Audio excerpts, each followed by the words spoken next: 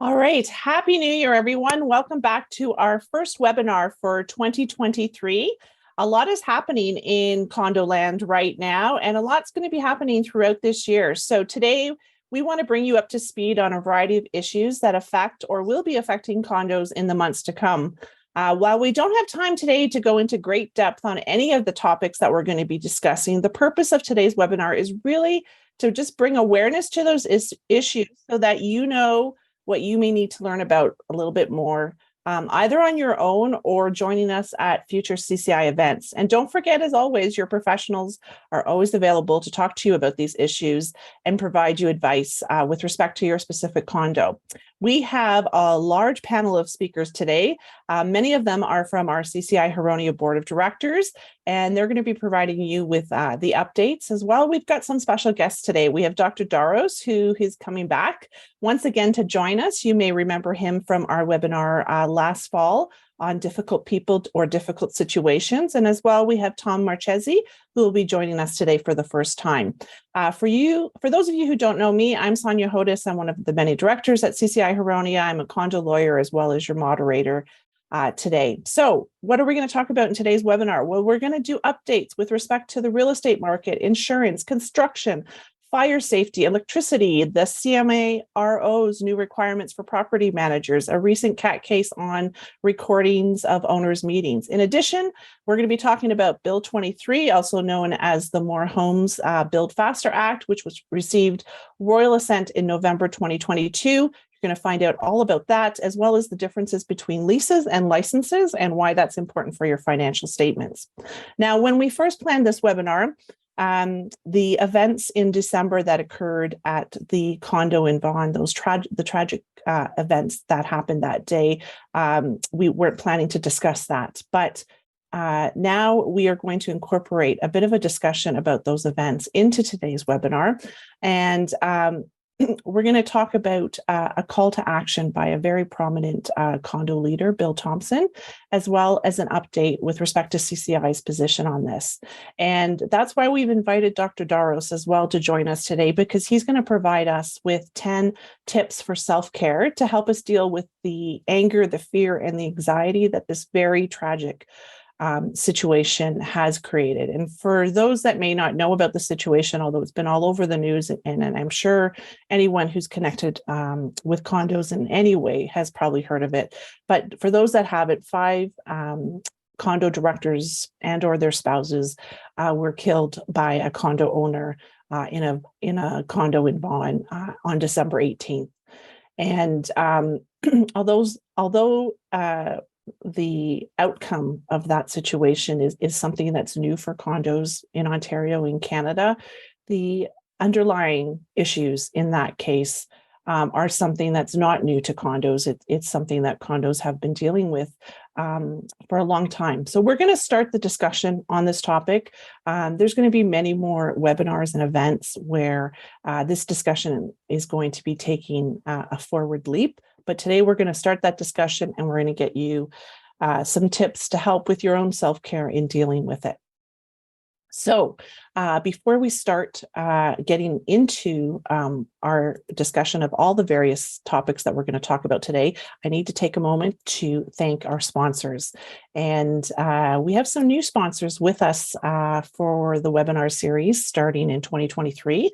So thank you to Macintosh Perry, Registon Building Restoration Limited, Common Ground Condo Law, and Brown and Beatty. And as I've said many times before, without our sponsors, we're not able to present these webinars free of charge to you.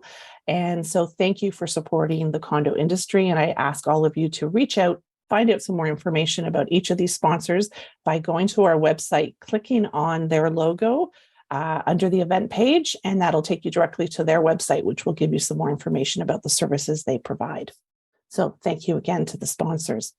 So who is CCI? Just in case this is your first webinar with us, CCI is the Canadian Condominium Institute. We are an independent nonprofit organization formed in 1982.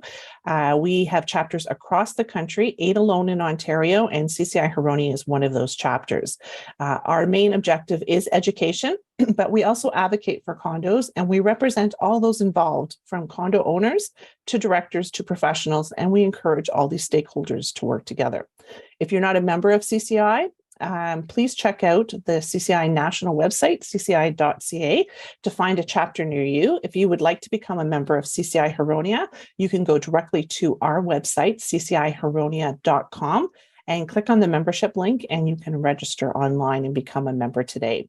Also, you'll find on our website a link to the National Resource Center, which is a location that you can find a great deal of material available to you in relation to condo-related issues. The material is from across Canada, posted by various chapters. Also, if you want more information about condos, don't forget to come to our website, check out our upcoming webinars, check out our newsletter, Condo Buzz, which is available on our website. I know a new edition is coming out shortly. And also join us on Facebook to find out about upcoming events.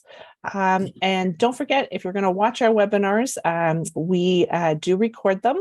And you can go on our website and watch past recordings. When you do watch them on YouTube, be sure to like and share and subscribe to our channel. For today's webinar, just a reminder to please just keep your microphones muted, and don't forget that the information being provided today is general information and may not apply to your specific back situation. If you are a condo director and you want to use the protection of Section 37 of the Act, you do need to get an opinion about your specific situation from your own professional. The webinar today is not intended to provide you with opinions that protect you under Section 37. In addition, the information provided in today's webinar is current as of January 20th, 2023. As things change rapidly, information that is being provided today may not be applicable in the future. So check with your local professional to make sure you have the most updated information. And any references to the Condo Act or other legislation today is reference to Ontario legislation. So we have a very packed agenda, and let's get started. So Ashley Lamb, you're going to get us started. Ashley is our resident condo real estate agent, and she is going to give us an update on the real estate market when it comes to condos. Ashley? Hi, Sonja. Thank you. So first of all, I just want to share with you a graph here, just to give you an idea from where the market has gone in the last 5 years. 2018 is the blue line. Then we have the green line, 2019, gray line, 2020, yellow line or orange line, you have 2021, and 2022 is the red line at the top.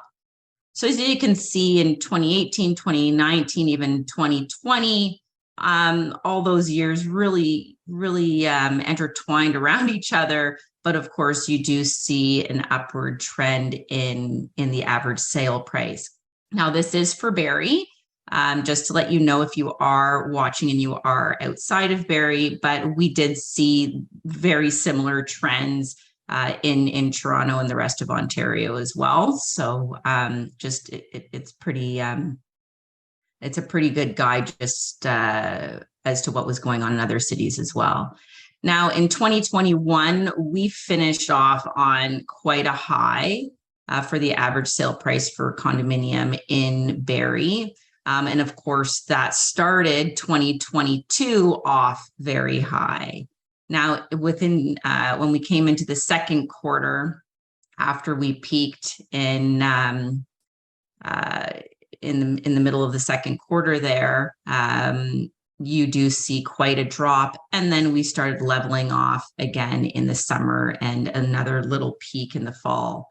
So when you are looking at this graph, we really are exactly right now, starting off January 2023, where we were in 2021 in the fall, in the fourth quarter. So although the professionals are saying the market's dropping, well, it's not like we haven't been here before, and we've been here quite recently, actually. We just had a very very high inflation in a very short period of time, and now the market is adjusting accordingly. Of course, the increase in interest rates is helping for that. With that, and what the government, what they're trying to do is just bring inflation down to control consumer spending. Now, I just want to go over just a couple tips, really. Just some things to consider in the real estate market for 2023. The first one would be get pre-approved sooner than later. It is predicted that interest rates are going to continue to rise in order to bring down inflation. So get pre-approved and locked into a rate now so that you can keep more money in your pocket. We are starting to see right now with interest rates, there's the threat of them coming down a little bit, but this isn't going to be a long-term trend. Inflation is still up at 6%. I think it's even at 6.9% the last time I checked.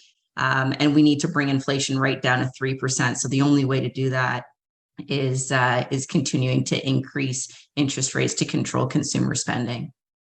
Number two, if you are looking to sell, do it now. Although prices have come down in the last year, inventory is currently very low. As we move through the first quarter of the year, it is expected that more properties will hit the market.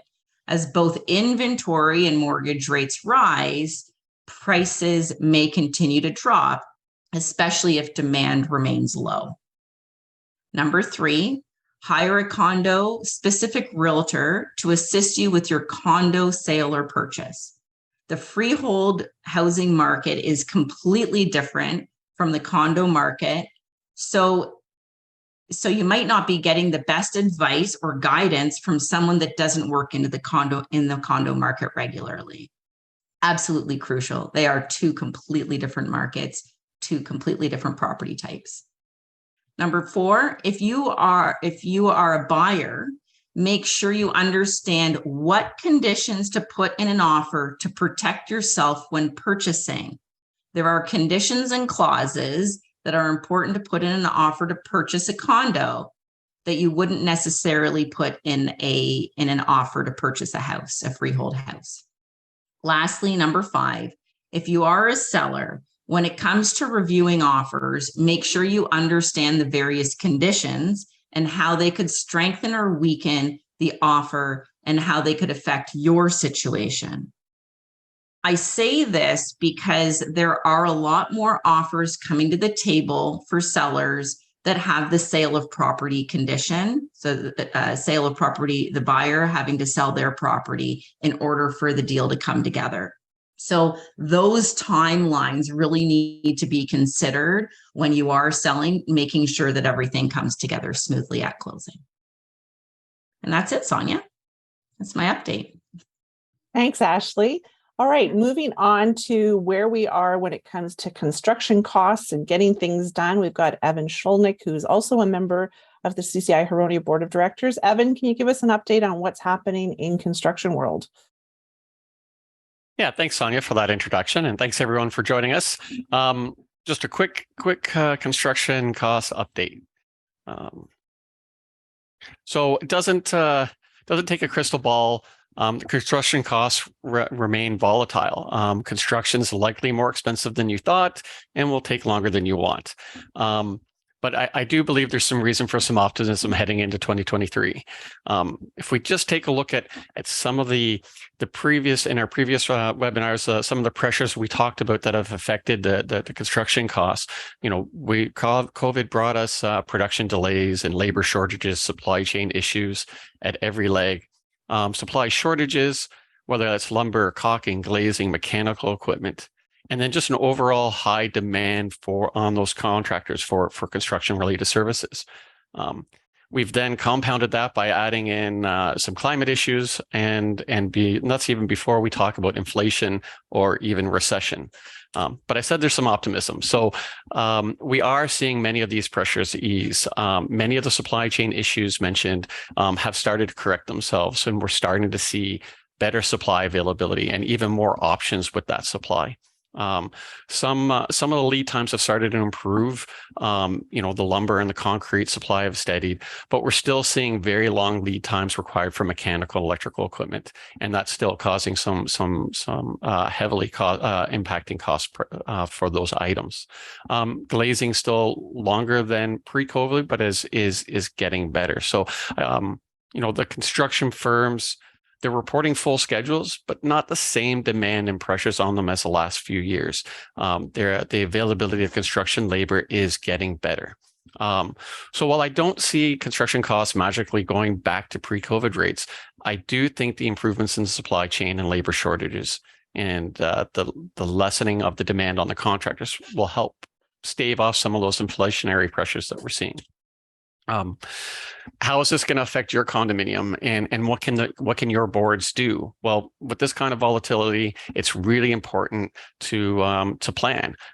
Review your reserve and your project budgets more often, especially any projects in the near term. Review with your engineer and your property manager, your professionals that you rely on. Are the budgets and the reserve still valid? Is the project schedule in jeopardy? Can we find competent contractors in the scheduling and the time frame that we want? And are there materials available? Again, especially important for glazing and mechanical equipment. Your professionals are going to be able to comment based on similar projects recently completed. They can reach out to contractors and review upcoming projects to assess timing and pricing and any kind of project-related risks. You can update your reserve or have a pro forma done, and just look at the impacts of any of the contemplated updating the project costs or scheduling, and see how that affects your funding plan. Start planning earlier. You don't want to underestimate how long it's going to take to get that new chiller or boiler delivered. And if the equipment timing is an issue, we can consider a long lead spec, order the equipment even before the project is tendered or a prospective contractor is being hired. We just planning and identifying these project costs early can help make any changes required in your reserve contributions more manageable. We're seeing the deferment of projects is always going to be an option, but only for so long. The roof, the chiller, their balcony, your fence, they'll eventually need to be replaced, and it's not likely going to be cheaper in the future. Funding and loan options are great solutions, but they take time to make those decisions and to get the approvals. So, with this volatility, it's just the important thing is to plan to be able to get the information and make informed, proactive decisions so that you can protect against those rising costs and those inflationary pressures. Thanks, Evan. Hey, Evan, what is the hottest commodity right now to try and get? I mean, we had lumber in the past. What's the biggest thing right now that we're trying to find? So it changes. We had big issues with caulking last year, and that seems to be correcting. And even locally in our markets, concrete, we had one of the manufacturers purchase a local concrete company, King, and just change the production line. But I would say the one that we're seeing the biggest issues with is still the mechanical equipment. The costs are, in some cases almost double from pre-COVID times, and the lead times can be over a year depending on the equipment that you're looking. So, like glazing is getting better. It's not as bad, but we were having supply delivery issues with glazing as well. But if I was to say the one, it would be mechanical equipment. All right, definitely want to make sure you're keeping those things maintained so you don't have to replace them. Thanks, Evan. All right. Thanks. So moving on to fire safety, we are seeing an increase in fire inspections and fire deaths. Tom, give us an update on what's happening in the world of fire safety as it affects condos. Great. My name is Tom. I'm the Chief Engineer for Fire Consulting Services. So thank you for the opportunity to speak. I'm going to be talking about what to expect in 2023 from a fire safety perspective. Excuse me. On January 4th, the Office of the Fire Marshal of Ontario announced that, unfortunately, 2022 was our worst year in over 2 decades for fire-related fatalities. Tragically, many of these fatalities were preventable. What does that mean for fire safety in 2023? The fire marshal, fire departments, and other fire officials are going to be putting a heavy focus on fire code enforcement and education this year to help prevent 2023 from surpassing 2022 for fire fatalities. We are going to see stricter enforcement of codes ranging from smoke alarms to CO detectors to smoke control, which is Part 7 of the Fire Code, to newer integrated testing standards, which includes CAN ULC S1001 and more. This means more inspections. Fire officials are issuing mandates to inspect all buildings in Ontario in 2023. These inspections will be thorough and in-depth. Fire departments will have less ability for leniency, which for buildings that are not 100% compliant means inspection orders, fines, and possible court orders. So, what can you do? The answer is to try to be prepared. If you are prepared and your building is in compliance, then your fire department inspection will be a breeze. These things, from a preparation standpoint, include evaluate your building's fire code compliance, review your fire safety plan and update it where necessary, communicate residents' responsibilities to them clearly and remind them frequently, know your responsibilities and your staff's responsibilities, know what your contractor is responsible for and what they are not. There is a lot of fine print in contractor agreements and reports. Some things that you might believe are part of your contractor scope may not actually be. Train or retrain your staff. Have all of your records and documentation organized, available, and all in one place. Make sure your quarterly smoke control tests are up to date and your records are available.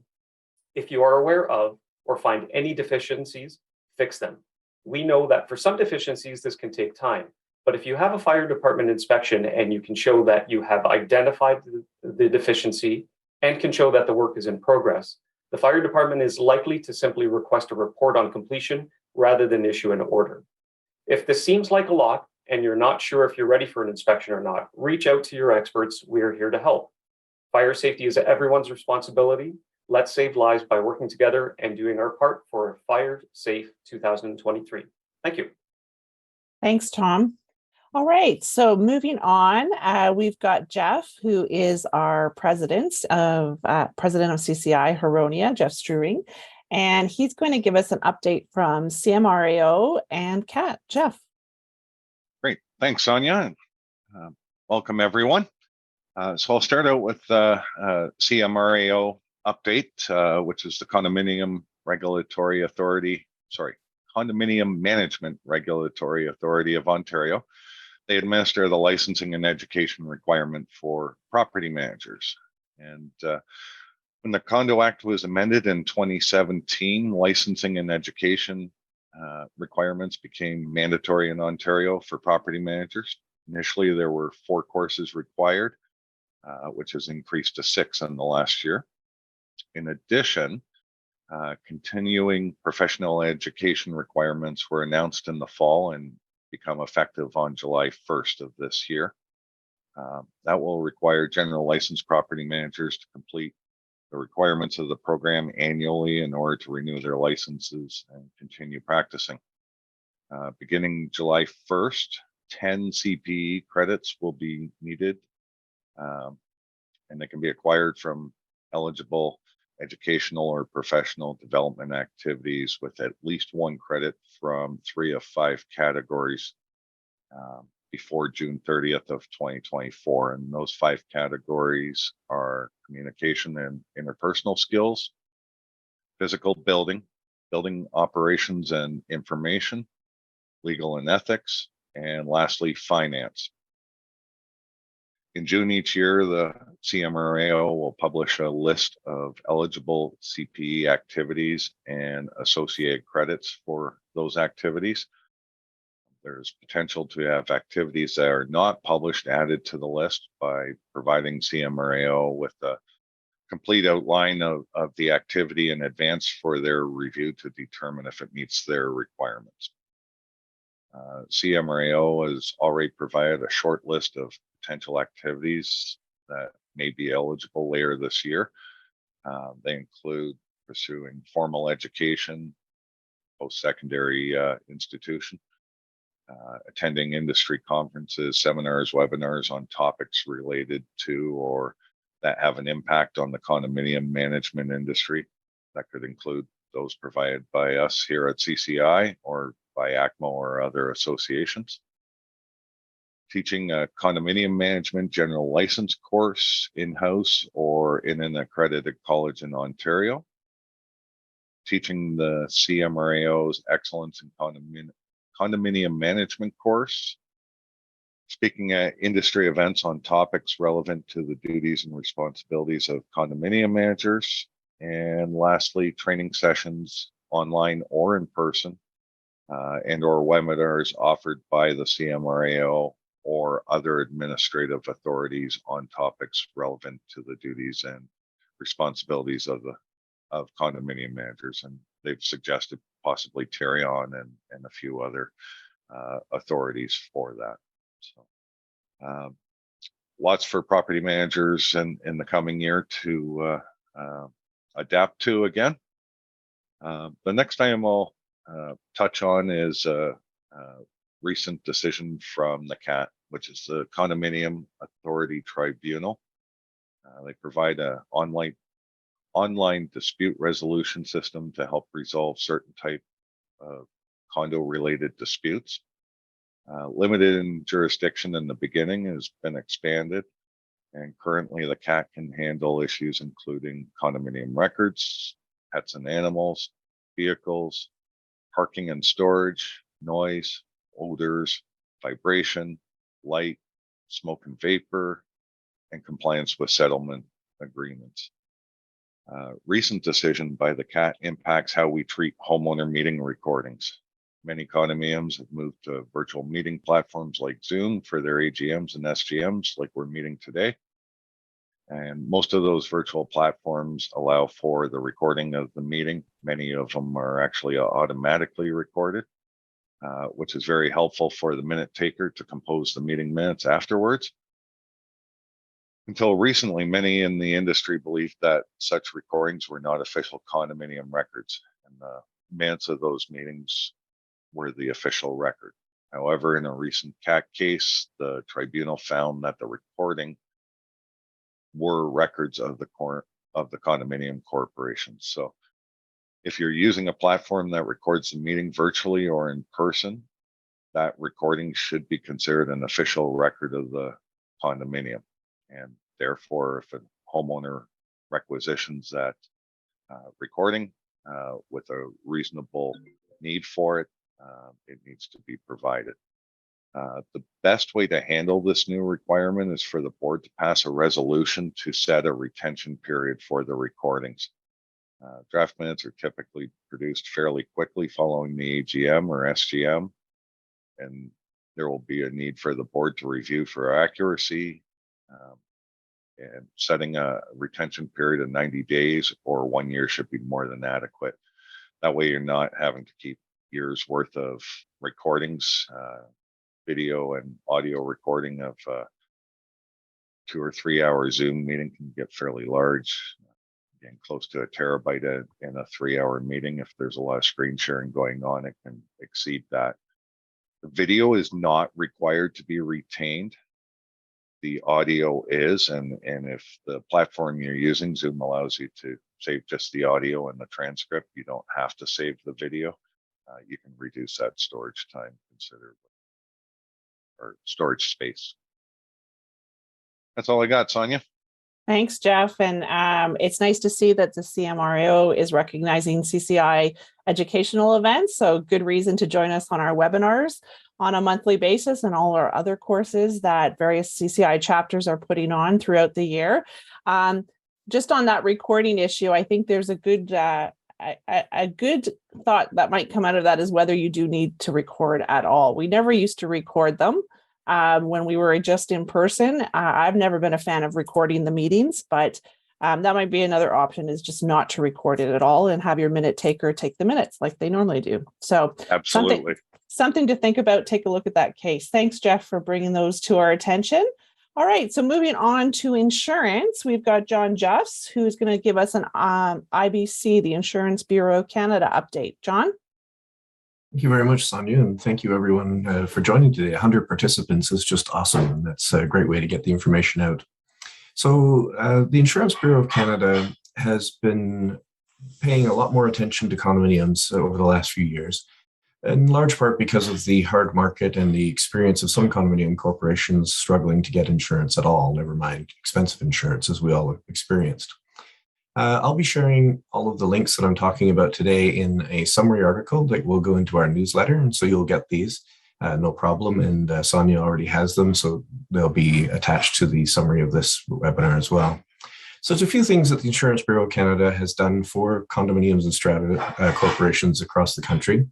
And they always direct you to their landing page, ibc.ca, where you can learn, interesting facts. For example, one on the page today is as of January 18th, severe weather in 2022 caused $3.1 billion with a B dollars in insured damage, making it the third worst year for insured damage in Canadian history. And unfortunately, these 3 years have all been within the last decade. And so that kind of pressure will continue to cause high premiums and hard markets as insurance companies evaluate whether or not they want to be involved in the risk of residential occupancies experiencing lots of damage. Of course, that $3.1 billion isn't just residential, it's all forms of damage.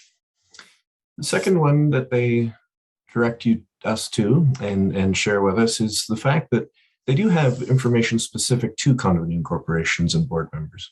And they actually have a risk manager set up. The risk manager is a person at IBC who takes the role intermittently.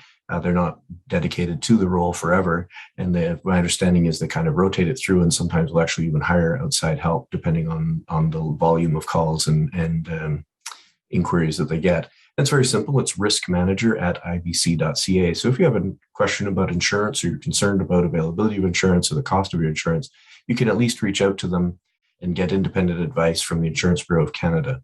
They're not insurance brokers. They have nothing to gain or lose. They have a lot to lose reputationally, but nothing to, financially to gain or lose by answering questions. And there's a really great summary there that condominium corporations and board directors can use and property managers can use to explain what factors are coming into play and so on, and how to find solutions for your particular situation. The third one is the page that's dedicated to condo strata owners. What can owners do in a condominium or strata corporation? And lots of points about things like is there a maintenance strategy in place? So what are we doing to mitigate risk? We know there's severe weather events. What are we doing to make sure that any replacements respond to severe weather? Is the reserve fund adequate to possibly do a claims avoidance strategy? And often at Macintosh Prairie, we'll recommend to our clients that they carry at least one deductible or 2 or 3 times the deductible as their minimum balance in reserve. And most corporations are able to do that unless they have an outrageously high deductible. And again, that's only for property damage and 2 common elements.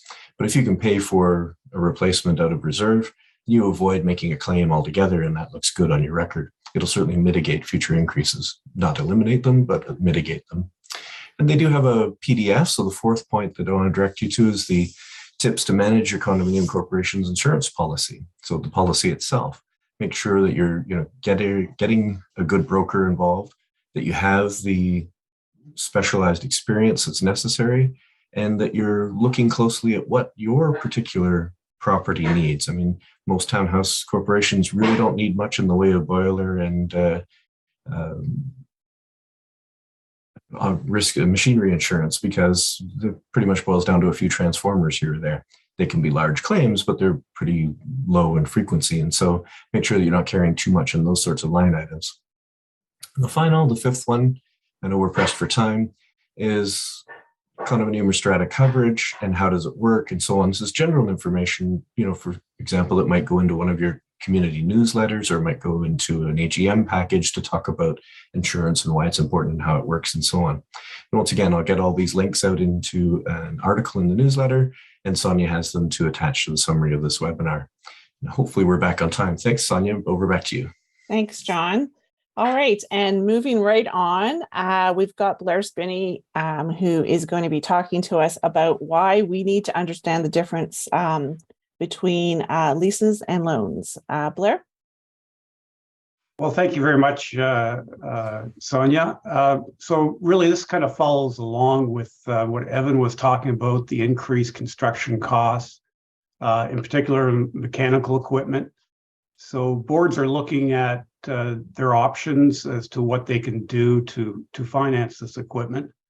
And so they're looking at leasing, loans. So loans, obviously, they would have to go out and get the borrowing bylaw. Leasing might be something that they would consider just to try and avoid having to get that borrowing bylaw. Also, some corporations are actually in the situation where they've inherited leases from the developer, and that was fairly common, fairly substantial leases for very large pieces of equipment, which kind of puts quite a large financial drain on the corporation. So really what we're going to look at today is the accounting treatment for leases. And of course, CPA Canada, I'm not sure if everyone's familiar with that name. It used to be called the CICA. But our handbook basically tells us what the rules are for leases. So what I'm going to do now is attempt to share my screen. There we go. I think we've got it. So here we've got, we've got two kinds of leases: an operating lease, which is what probably everyone would simply try to desire, is just to have a disclosure in the notes, the financial statements. Payments are just simply expensed when they're made. That's what sort of the expectation is. But if it's a capital lease, they have to record an obligation similar to a loan and an asset in the balance sheet. And if it is common elements that they're replacing, then actually which is probably the most common, they would be recording a negative fund balance on the balance sheet, and at the bottom of the page where all the fund balances are. So the amount would be recorded in the amount of its discounted payments at an implicit or fair value interest rate, or sometimes the fair market value, if that can be determined, of the equipment.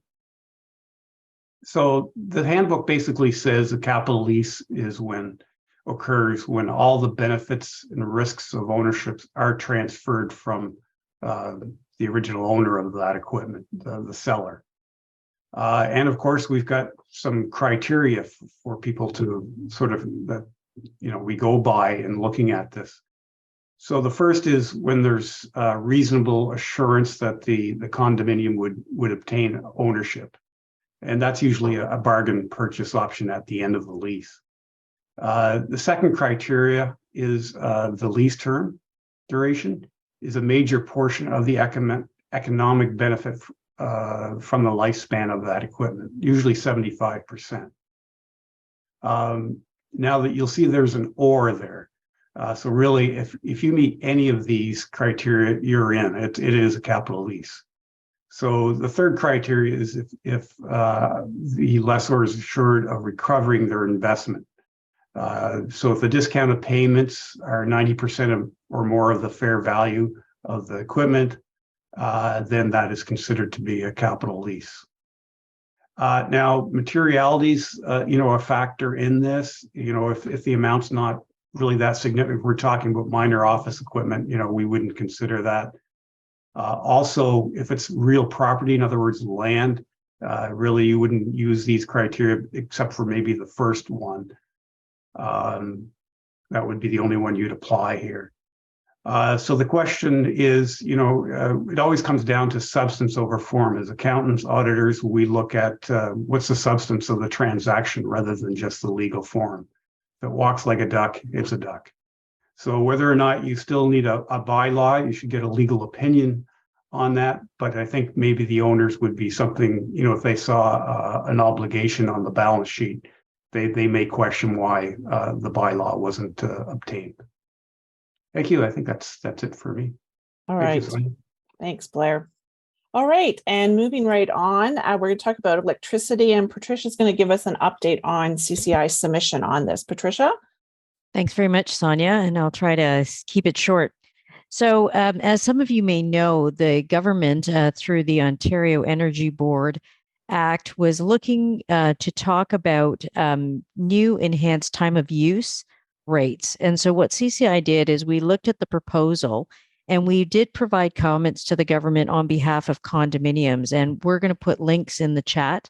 And I'll be doing a short summary article on this for the newsletter. So you'll be able to see what the questions were that were asked, as well as what our responses were. But in this short overview of the 5 elements, one of the things that we brought to the attention of the ministry was the fact that, you want us to switch time of use. And what that means is they want to have condos switch over to low use periods to try and maximize capacity on the grid. And if you look at the policy underneath it, it's because they're trying to free up space in the grid for alternative users, for specifically electric vehicles in transit for commercial purposes. But what we said is that in order to incentivize people to do that, there has to be a rate into which people will buy in. That is both the condo corps and end users, because condos are both the corporate entity plus the end user unit owner. And if you want to change and shift consumption patterns, you have to provide that incentive. But the other thing we talked about was that the infrastructure needs to be there. They would like condos to switch to EV charging. And you're seeing that throughout the province and that shift and getting that system designed. But one of the things we have brought up as CCI is that's great. We all go to EV charging, we shift our use, but what if the grid and the capacity is not enough? So we've talked about also incentives that should be given out to condos to encourage them to accommodate these different pricing options and any changes to their equipment. And what we did is try to provide some insight into the realities of condos day to day and then make these suggestions. So hopefully the government listens, and we will continue at the Legislative Committee, which represents all of the chapters here in Ontario, to voice concerns as we see it practically from the operational side and realities of operating a condo today. Thanks very much, Sonja. Thanks, Patricia. And just another example of CCI looking out for all of those in the condo industry and advocating. So thanks to the Legislative Committee for their work on that.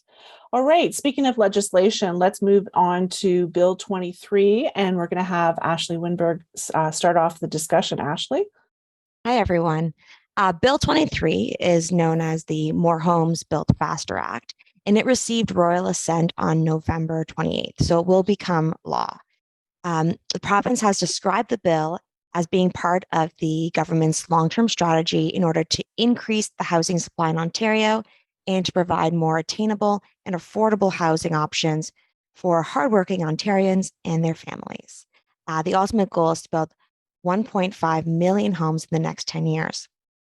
Bill 23 attempts to make the foregoing possible by making widespread amendments to a number of existing planning and development statutes and regulations. For example, it amends the Municipal Act, the Development Charges Act, Planning Act, the Ontario Land Tribunal Act, the Ontario Heritage Act, and the Conservation Authorities Act. These amendments are largely focused on reducing red tape for developers, as well as development fees levied by municipalities and other authorities. However, as I'm sure you've heard in the news, there is widespread criticism of Bill 23, particularly from local municipalities who have claimed that the implications of these amendments will cost taxpayers much more in the long run and significantly reduce the services supplied by local municipalities.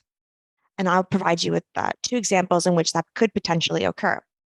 The Planning Act and the Ontario Land Tribunal Act will be amended by Bill 23, and the amendment will eliminate the county as Simcoe's approval authority over local planning matters throughout the region. It will also require that the local municipalities implement the county's official plan and remove the county's right to appeal any land use planning decisions. So, municipalities in the region have argued that by removing the county's planning authority over municipal planning matters, the county will no longer be acting as a coordinator with respect to the implementation of infrastructure and the delivery of infrastructure. And if those infrastructures are not properly delivered or they're done in a manner that is not properly coordinated, it could end up costing taxpayers from a financial perspective and planning perspective significantly more in the long run. The second one, which has received the most criticism from municipalities in local communities, is that Bill 23 amends the Development Charges Act by freezing, significantly reducing, and in some cases entirely eliminating development fees, parkland dedication fees, and community benefit charges, which are levied by municipalities and other authorities. And they do significantly impact the cost of development, but as argued by many local community activists and municipalities, they are necessary in order to supply local services to residents in the region. And if those fees are significantly reduced, it's possible that the Association of Municipalities in Ontario has estimated that the reduction could result in a shortfall of approximately $5 billion for municipalities in Ontario. And that shortfall would then be passed on to the citizens of Ontario by way of higher taxes or a shortfall in the services supplied. I'm now going to turn it over to Mina, who will talk to you about a couple of the specific planning amendments and how they could affect condos. Mina? Unmute myself. Hi, everyone.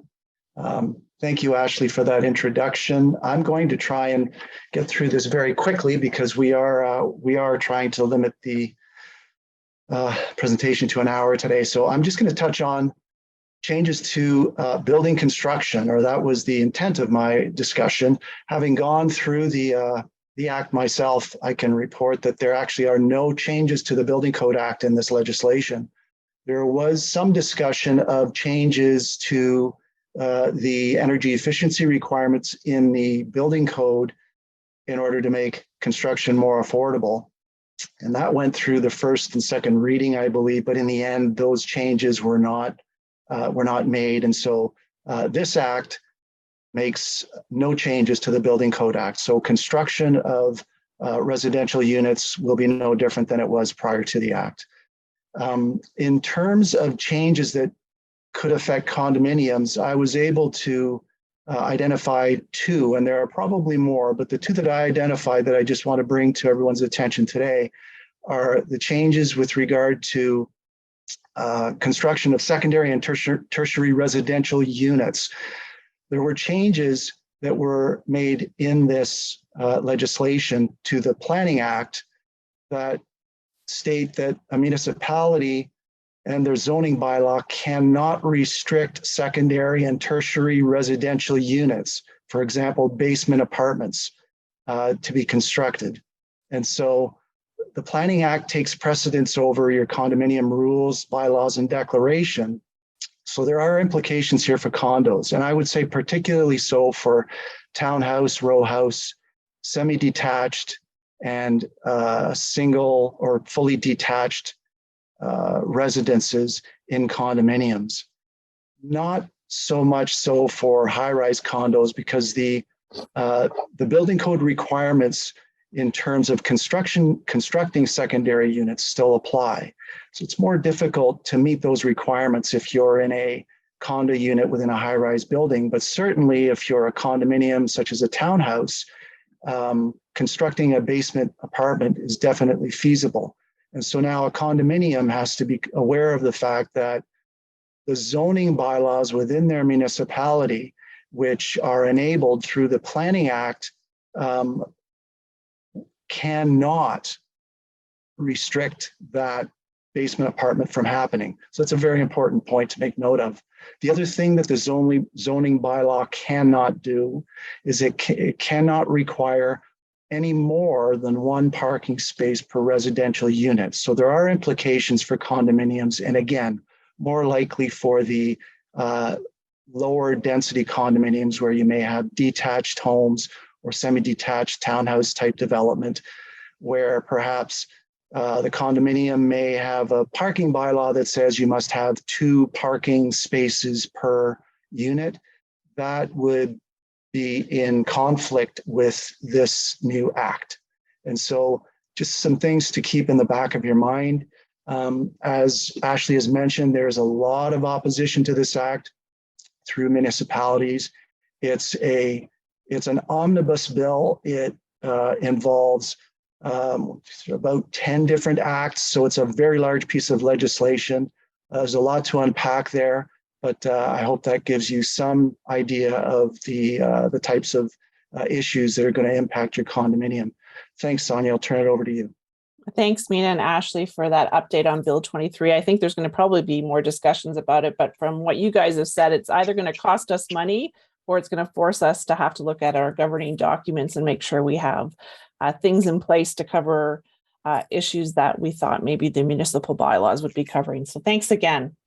All right, so we are going to now shift the webinar over to a very serious topic that we wanted to cover today, and that's the tragedy in Vaughan and the shooting that occurred on December 18th, in which 5 directors and their spouses were killed. One was seriously injured, and the gunman himself was also killed by the police. This tragic event has resulted in an outcry for changes to be made to better protect condo board members and owners. And at CCI Huronia, we wanted to make sure that this discussion came to the forefront and that we brought awareness to the issue and help in order to help foster change. And one of the things that we wanted to bring to everyone's attention, and maybe some people have seen the post by Bill Thompson. And if you don't know who Bill Thompson is, he is a legend in condominiums. He has been in this industry for a very, very long time in a variety of different capacities. He has served as president and chairman of the National Executive Board. He's been heavily involved with various chapters. And he's been a property manager for many, many years. And so he had posted an article in LinkedIn, which in true Bill form was very thought-provoking and very personal to him, but also struck a lot of chords in the condo industry. So what we asked Bill to come and join us today, and he wasn't ready to talk about this, but he will be joining us at our director's course in April when we go into more discussions about how to deal with harassment and safety concerns in condos. But what I'm going to share today is what he posted in his LinkedIn account. This article we're going to post on our website as well. For the sake of time, I'm not going to be able to read the entire article he posted, but there is a good portion of that article that I would like to read verbatim. Bill starts off and he says, this article is written to try and disclose the truth around the shameful violence and terrible injuries and deaths carried out by a condo owner against his board of directors and their families on Sunday, December 18th, 2022 in Vaughan, Ontario. It is also a call to action to try to prevent this from ever happening again. I have both personal and professional experiences that bear on this matter. I lived in the same condo where Mr. Villi resided for 5 years. My parking space was next to him. I tried to help him and went to his unit to hear the sound that was causing him such grief. I could not hear anything. That doesn't mean that the sound wasn't there, as I admittedly have hearing loss in certain frequencies. And Bill goes on to describe a couple of the things that he recommended to Mr. Villi, who is the condo owner who was the shooter. And then he goes on to say, after that, I was threatened and harassed by him on multiple occasions, including one occasion where he told me that he knows that my family is home all day while I'm at work. His threats were always disguised in seemingly harmless statements, like his statement that he was an FAC, that he has an FAC, which is a certificate that allows him to buy guns in Ontario. I was one of those residents that filed a formal complaint with the board in November 2018 when Mr. Villi started posting threatening notes on my car, took pictures of my family to post on Facebook, together with defaming and harassing notations. My car was vandalized 3 times in 2 weeks in the underground garage. The cameras did not cover my car at that time. Once the cameras were repositioned, the vandalism stopped. I provided the information and backup proof to the board with a request for enforcement of the condominium's governing documents in November of 2018. No resident in a condo should ever be subjected to the harassment and threats that Mr. Vili regularly uttered to many of us. Professionally, I've managed condominiums in the GTA for nearly 40 years. I ran my own condominium management company for more than 30 of those years. I've been on industry boards, including the Canadian Condominium Institute, National Executive, CCI Toronto Board, the Association of Condominium Managers of Ontario, the Condominium Management Standards Committee, as well as many others committees, including those advising government. I've been a member of 3 condo boards and currently sit on the board of the condo where I reside. I am a court-appointed administrator. He goes on to say, I've lived all aspects of condominium living. I still believe in the concept. I have no experience with mental health issues or gun control matters, so I will not comment on those aspects of this tragedy. The opinions that I am expressing are mine and mine alone, and do not reflect any of the groups that I have had association with over the years. He then goes on to spend some time talking about the individuals who were killed in this shooting. And just for the sake of time today, I'm not going to go through that part of his post, but I'm going to go through his call to action. And this is what he says, and this is what he thinks we need to start looking at. He says, these people gave of their time to run a condominium on behalf of all the owners. There is no conspiracy here. They are and were good people giving freely to their community. They were a board carrying out their mandated duties under the Condominium Act. One of those duties was to protect other owners from harassment and threats being uttered and carried out by Mr. Vili. They didn't have a choice. They were mandated to step in by the Condominium Act of Ontario, which ensures that every owner has the right to enforcement of the Act, the Declaration, and bylaws. Once brought to their attention, they had a duty to investigate claims. Once the claims were verified, they had a duty to take steps to change the behavior. It wasn't a choice, it was a duty. Let's drop all of the dialogue which in any way blames these victims. They did what they were elected to do or were simply the spouses of someone on the board. Let me ask if it makes sense to anyone that the Condominium Act requires the director's address for service, their units, to be disclosed to every other owner when they get elected, as well as every 6 months through mandated disclosure forms to the owners, and also to every new owner as they move in. These elected officials are also strapped with the duty to enforce the rules. In what other arena do we disclose personal information about the people given the duty to enforce the laws? Would we think it is fair that every police officer's name and home address should be shared with the whole community? Of course not. This is lunacy, yet they require it for condo board members. That has to change immediately. A volunteer should not be forced to give up their personal privacy and safety before they give their time for free. Why is it that the condo has been enforcing these harassments and threats from Mr. Vili for more than 4 years? Why didn't the courts protect the community by intervening in these obvious cases of inherent behavior? Why do they protect the rights of these individuals above the rights of other individuals who choose a condo as their home or volunteer to be a member of the board? In those 4 years of escalating action against Mr. Vili, all of those individuals lived under the same roof. They met in the underground, in the elevators, and at the community functions, which undoubtedly added to the conflict level. Would a court find it fair to order divorcing or warring spouses to live under the same roof? Obviously not. So why is a condo different? The board members are simply fulfilling their mandated duties under the Act, yet the courts did not find a way to protect them. The courts typically protect the individual and ignore the protection of the board. The best the court felt it could do was to issue an order that Mr. Vili stop harassing and threatening the board, the staff, the contractors, and other owners. Mr. Vili did not stop. Further orders of contempt due to breaches of the restrictions were sought and granted, but not without a lot of stress, relationship strain, and general bad blood.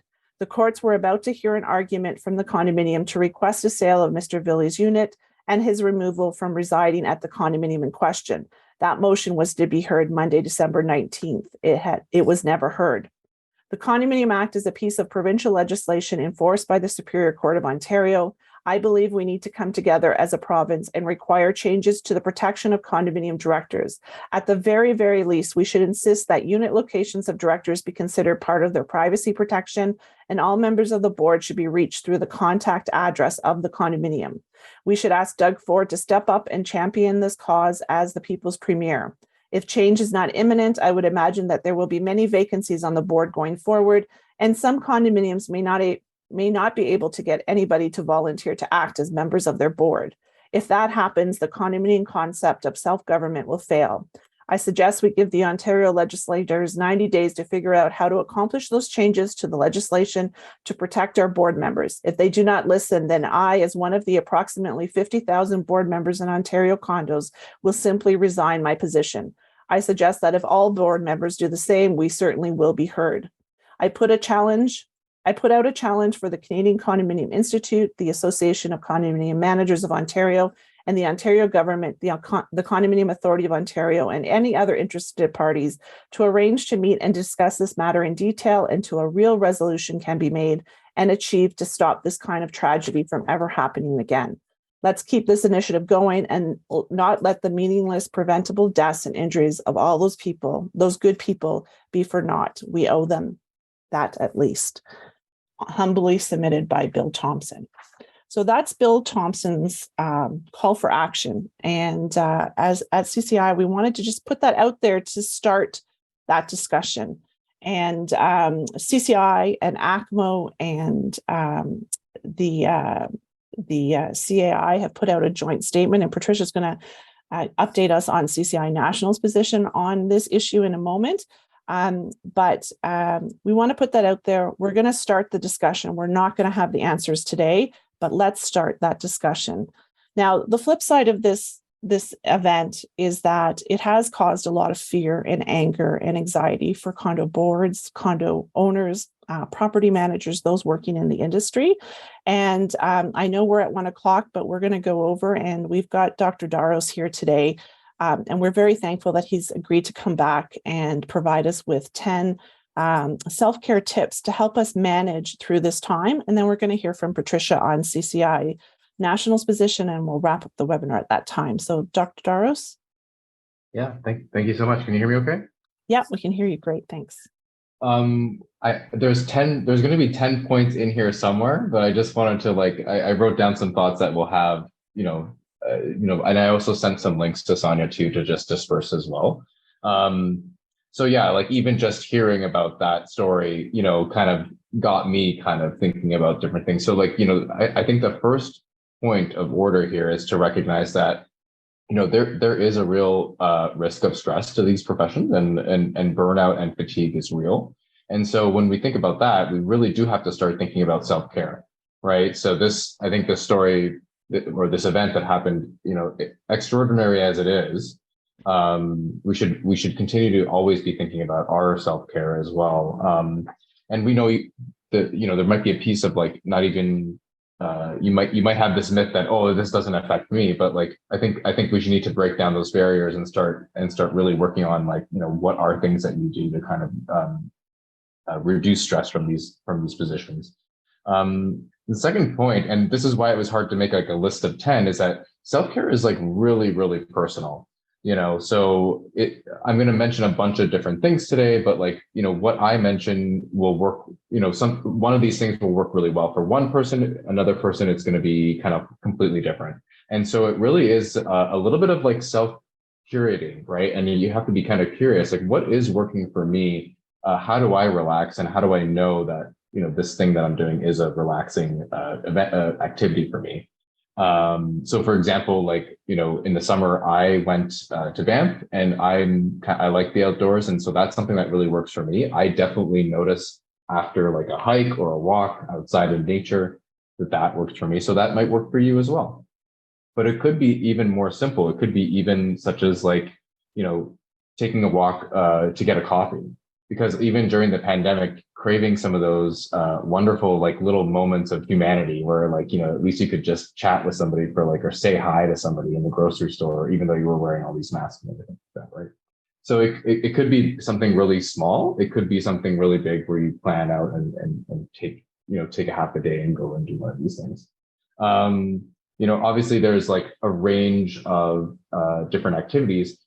The reason why physical activities are so important is because think of what happens when you're stressed, right? You either go into fight or flight mode, and that used to work really well in ancient times when we had to run from predators and things like that. But in the sort of industrialized world, it's not really common for us to run out of work or have to fight somebody at work. So what is all that energy? Where does all that energy go? Well, it stays in your body. And so the reason why, physical activities, going to the gym, going for a run, going to even just do something like meditation or yoga, the reason why those things are so important is it actually completes the stress cycle. So you get stressed at work and you need something to sort of funnel that energy into at the end of the day. And, this is why physical things are the number one kind of way to do that, but there's also a lot of different other ways to do that as well.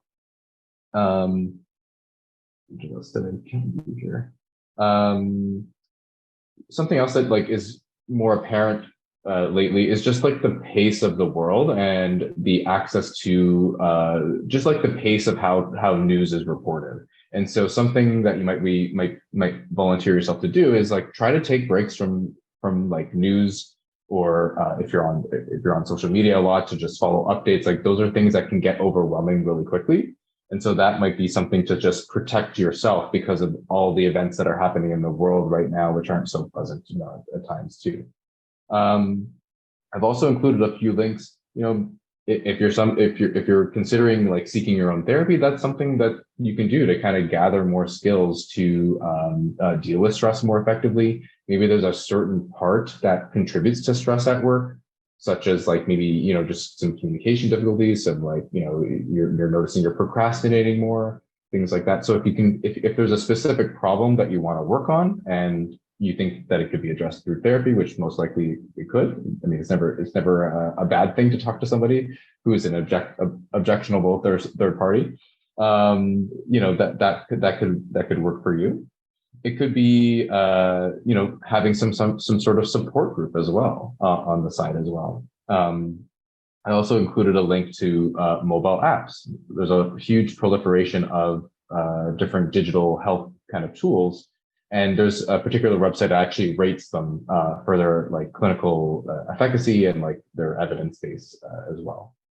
A couple small things that you can also do too is like to, especially in light of this event, right? The couple of things that I thought of was how do we generate some positive emotions, just in order to sort of buffer us against these types of stressors. Well, one thing you can do is develop some self-compassion. We're human. We're all human. We all make mistakes. We all have moments of difficulty as well. And so just kind of like understanding what self-compassion is, and practicing some ways that we can foster that sense of self-compassion for ourselves, but also others, can be very empowering for us too. So I've included a link to a really fantastic website called selfcompassion.org. I use it all the time with people, but there's exercises, there's tips, there's videos. That is a great way to generate some positive emotion. Another way you can do that is gratitude. Try to increase your gratitude for what you currently have, or you can also do things like, one of the things we get people to do sometimes is literally like write like thank you cards, or literally like have those moments with other staff members that you work with to just really announce your gratitude and for their work that they're doing, or something that they've actually accomplished and things like that. It's a great way to generate positive emotions. I mean, I think all of us have had that experience where someone comes up to you and thanks you. It's just such a wonderful experience. It's a great way to have to foster different positive emotions. There's a lot of different ways to engage in self-care. So one way that you can start thinking about this is through a self-care assessment. Now, this isn't meant to make you feel bad or anything, because like I've provided a link to Sonja about this self-care assessment. It goes through 6 different areas of self-care, and this goes from physical, relationships, spiritual, if that's your sort of thing, workplace, psychological, and emotional. And it just gives you some ideas. Maybe you're already doing some things that you're doing for self-care. So are you eating 3 meals a day? Are you getting a good night's sleep? If you're doing some of those things, you're probably doing a little bit of self-care already. So it's not meant to make you feel like you need to do all of these things on this self-care assessment list, because it's huge. It's like 3 pages. But it'll just get you thinking, like, what could I do more of? What could I introduce into my schedule to make a habit of doing, like a walk, for example, or an art class or something that you can do to help buffer yourself against stressors. Yeah, and then there's also like other things that you can do too, that are more like workplace related, right? So like take a look at what's happening at work. Is there something that isn't working for you, and just start developing problems, like generate problem solutions to those problems. That could be kind of a way to sort of mitigate stressors in the future, right? So like I think we talked in a previous seminar about like communication between you and board members, for example. And so if that's not working, maybe you have to sort of generate possible solutions to present to solve this problem. That can help you get unstuck in situations at work, because you don't want to stay stuck and have to, like, hold in all those emotions and feelings and thoughts. And so you can cope with that a little bit in the short term, but you also have to be an agent of change as well. So if you need to kind of balance those two things. If something's really not working, you have to also kind of be able to come up with solutions that could potentially help you change as well, or change the situation. I'll probably leave it there, just because hopefully there was 10 things in there. And I provided several links to Sonja, just to get curious about this, because I think it is really important. A lot of talk about self-care, even as professionals, as psychologists and other mental health professionals. Right now, there's a high level of burnout in medical professionals, but also mental health professionals. So it's something that I've had to take a look at as well. And so I just wanted to pass along some tips. How about that? Thank you, Dr. Daros, and thank you again for coming back and joining us for another webinar. We love having you, and thanks for those tips. Any of the links that people have referred to today, we are going to be putting together a document and posting it with the webinar recording. So if you're looking for any of those links, that's where you'll find it. But now I'm going to pass it over to Patricia, who is also on the CCI National Executive, and she's just going to give us an update with respect to CCI's position on what's happening as a follow-up of this event. And also she's put together some resources that we're going to share as well. Patricia? Thanks very much, Sonja. On behalf of the National Executive and CCI across the country, the Institute did want to express its condolences and our deepest sympathies to everyone that was impacted by the tragic event, which occurred on Sunday, December 18th. CCI remains dedicated to educating members and stakeholders in the condominium and strata industry, and to proactively support our membership and communities. We work collaboratively with all of our stakeholders in the condominium and strata industry, and will continue to do so as we all grapple with these difficult events.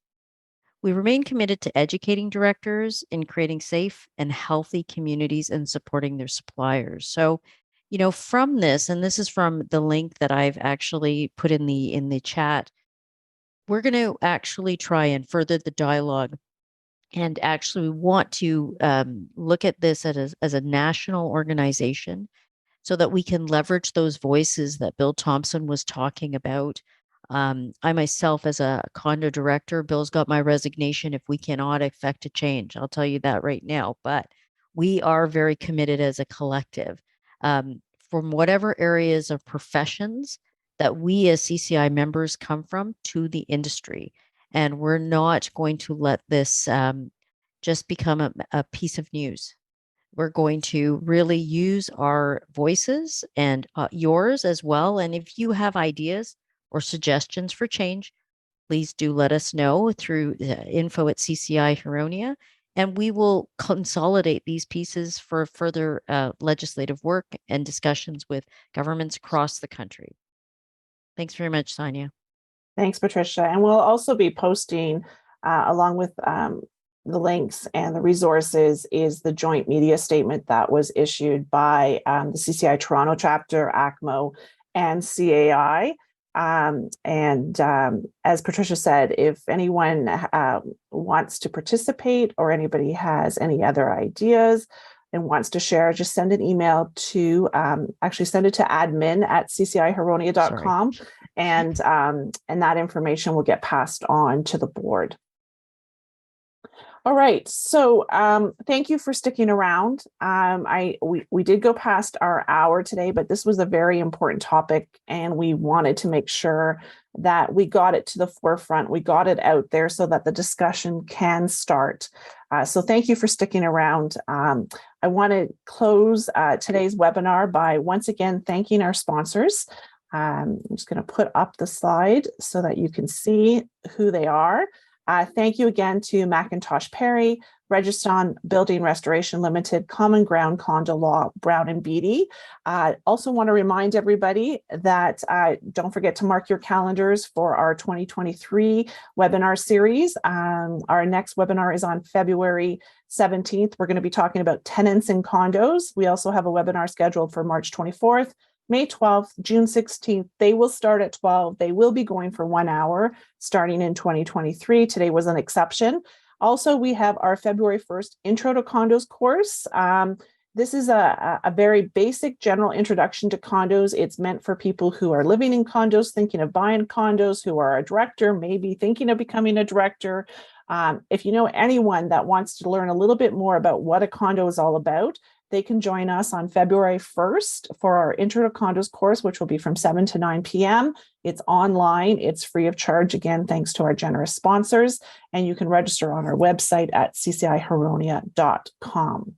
Also, don't forget our director's course is scheduled for April 22nd and 23rd. It is an intensive online director's course. And as I indicated before, Bill Thompson has already confirmed that he will be joining us for the director's course on the 23rd. So we are going to be talking about violence and harassment in condos in more depth during the director's course, as well as a bunch of other topics. But we will be having a focus on that issue. So if you're interested in learning more, join us at our director's course. Details will be put up on our website as they become available. Don't forget, today's webinar is recorded. We will be posting the recording as soon as possible. If you want to get onto our mailing list and you're not on it, send an email to admin@ccihuronia.com. Ask us to add you to our mailing list. We'll be happy to do so. And here's just a summary of some upcoming events at other CCI chapters across Ontario. CCI Toronto on February 16th is holding the 101 Governance Fundamentals course for the CCI Director Certificate Program. You can go to ccitoronto.org for more information. CCI Golden Horseshoe is holding their Intro to Condos course on February 7th. So if you can't make ours on February 1st, join them on February 7th at cci-ghc.ca. CCI London is doing a webinar, an in-person seminar on safety and harassment in condos on January 24th.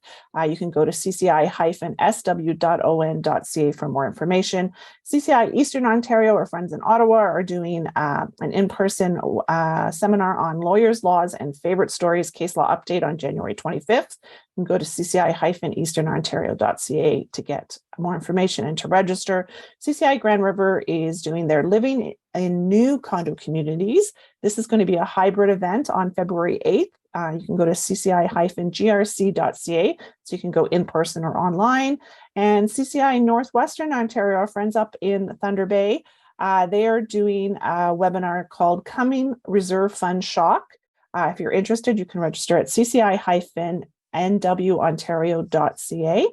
And that's it for the updates of what's happening across our Ontario chapters. Until next time, I'm Sonja Hodis. Thank you for joining us today. From the entire CCI family to yours, wishing you a good weekend. We hope to see you on our February webinar when we discuss tenants in condos. And don't forget, CCI is your condo connection.